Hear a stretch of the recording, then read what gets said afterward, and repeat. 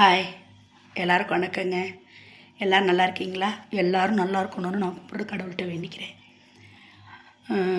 Christmas வந்துருச்சு.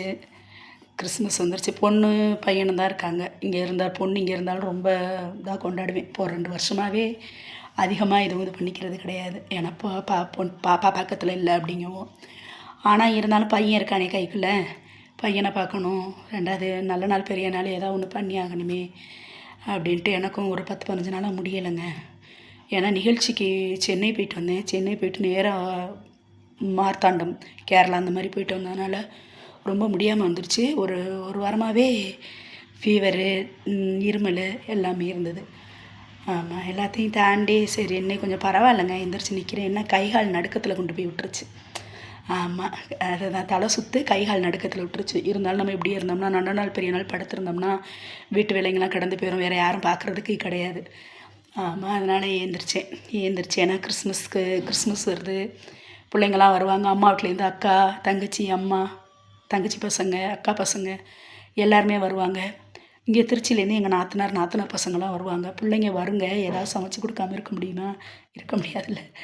அதனால தான் நானும் என் வீட்டுக்காரன் கடை வீதி போனோம். கடை வீதி போயிட்டு சரி கிறிஸ்மஸ்க்கு தேவையான ஜாமான், ஏன்னா பலகாரம்லாம் எதுவும் வீட்டில் செய்யலை. பலகாரம் செய்கிற அளவுக்கு முடியலை எனக்கு. அதனால் வெளியில் எல்லாமே ஆர்டர் கொடுத்தாச்சுங்க. ஆர்டர் கொடுத்துட்டா தான் எல்லாம் செஞ்சு தந்துடுறாங்களே, இப்போ எதுக்கு போட்டு இழுத்துக்கிட்டு விட முடியாதோட அப்படின்ட்டு ஆர்டர் கொடுத்துட்டேன். முறுக்கு அதிரசம் எல்லாம் ஆர்டர் கொடுத்துட்டேன். கேக்கு கிறிஸ்மஸ் அன்னைக்கு கேக் பாக்ஸ் கொடுக்கும்போது நம்ம ஊரில் உள்ள நல்ல பேக்கரி, பெரிய பேக்கரி தான், அங்கே நல்லா டேஸ்ட்டாகவும் இருக்கும், அங்கே வாங்கி கொடுத்துக்குவோம் அப்படின்ற ஒரு ஐடியாவோடு இருந்துட்டேன்.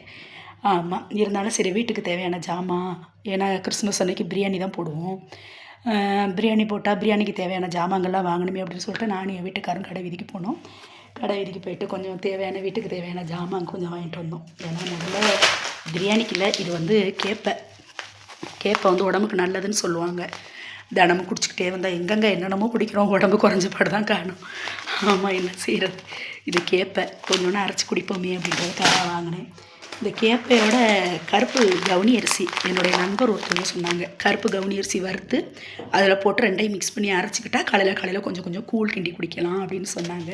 சரி, கருப்பு கவுனி அரிசியும் உடம்புக்கு ரொம்ப நல்லது தானே, ரொம்ப நல்லது தானே, அதனால் அந்த கருப்பு கவுனி அரிசியும் வாங்கினேன். ஆமாம், அடுத்து பாசி பயறு. இந்த பயறு ஊற வச்சு முளை கட்டி சாப்பிட்டா ரொம்ப நல்லதில்லை உடம்புக்கு. அதுக்காக என் வீட்டுக்காரர் சாப்பிடுவாங்க, அதனால் இதை வாங்கினேன்.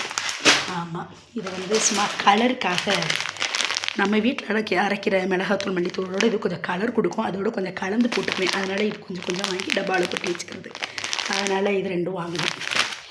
ஆமாம், இதுவும் வாங்கினேன். ஆமாம், கொஞ்சம் மஞ்சத்தூள், ஏன்னா மஞ்சத்தூள் பாக்கெட் ஏற்கனவே எங்கள் நாத்தனார் வாங்கி கொடுத்துட்டது எல்லாமே இருக்குது. இருந்தாலும் வீட்டுக்கு வேணுமே அப்படின்றதுக்காக மஞ்சத்தூள் இல்லாமல் இருக்கக்கூடாது. எது இருக்கோ இல்லையோ வீட்டில் உப்பு, மஞ்சத்தூள், புளி இதெல்லாம் இருக்கணும்னு சொல்லுவாங்க இல்லையா, அதனால் இதை வாங்கி வச்சுருக்கேன்.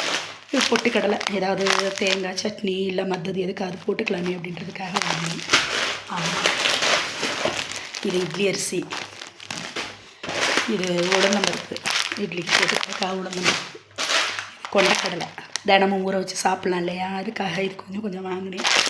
ஆமாம், இது பிரியாணிக்கு தேவையான பட்டை, கிராம்பு, ஏலக்காய் எல்லாமே வாங்கினேன். வீட்டுக்கு பேஸ்ட்டு,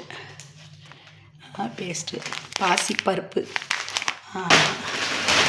முன்னாடியெல்லாம் எங்கள் ஊரில் ஜனப்பிரியான்னு சொல்லிட்டு பெரிய மால் இருக்குதுங்க. எத்தனையோ மால் இருக்குது, ஆனால் எனக்கு ஜனப்பிரியாவில் வாங்க தான் ரொம்ப பிடிக்கும். ஏன்னா ஜனப்பிரியா அப்படின்னு பார்க்க போனோம்னா ரொம்ப சுத்தமாக இருக்கும், சீப் அண்ட் பெஸ்ட்டாகவும் இருக்கும், விலையும் கொஞ்சம் நார்மலாக நல்லாயிருக்கும். விலைக்கு நல்லா பொருளும் சுத்தமாக இருக்கும், நார்மலாக இருக்கும், நல்லாயிருக்கும், எல்லாமே நல்லாயிருக்கும். ஆமாம், அதனால் சரி அங்கே தான் வாங்குவேன். முன்னாடிலாம் இந்த ப்ரௌன் கலர் அட்டை இருக்குல்ல, அதில் வச்சு தருவாங்க. இப்போல்லாம் இந்த மாதிரி தான் பையில் போட்டு தர்றாங்க. ஜனப்பிரியா பார்த்தீங்களா, ஜனப்பிரியா.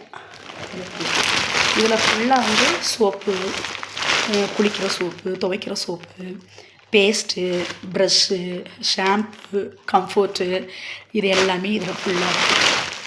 ஆமாம், இது வீட்டுக்கு தேவையான ஆயில். இது மட்டும் பத்தாது தான், நிறைய ஆயில் தான் யூஸ் பண்ணுவோம். இருந்தாலும் இப்போதைக்கு எதுக்காவது சமைச்சிக்கலாமே அப்படின்னு. இது ஹார்பிக். ஆமாம், இது எல்லாமே வாங்கிட்டு வந்து இன்னும் ஜாமான் வாங்க வேண்டியது இருக்குது. கிறிஸ்மஸ்க்கு நம்ம இன்னும் தக்காளி வெங்காயம் இந்த பிரியாணி போடுறதுக்கு தேவையான ஜாமான் எல்லாமே வாங்கணும்ல, அது நாளைக்கு தான் போய் பகலில் மார்க்கெட் போய்க்கலாமே அப்படின்னு இருக்கேங்க. பகலில் மார்க்கெட் போனால் தான் நாளை மறுநாள் சமைக்கிறதுக்கு சரியாக வரும் இல்லையா? அதுக்காக பார்க்குறதா. நன்றி.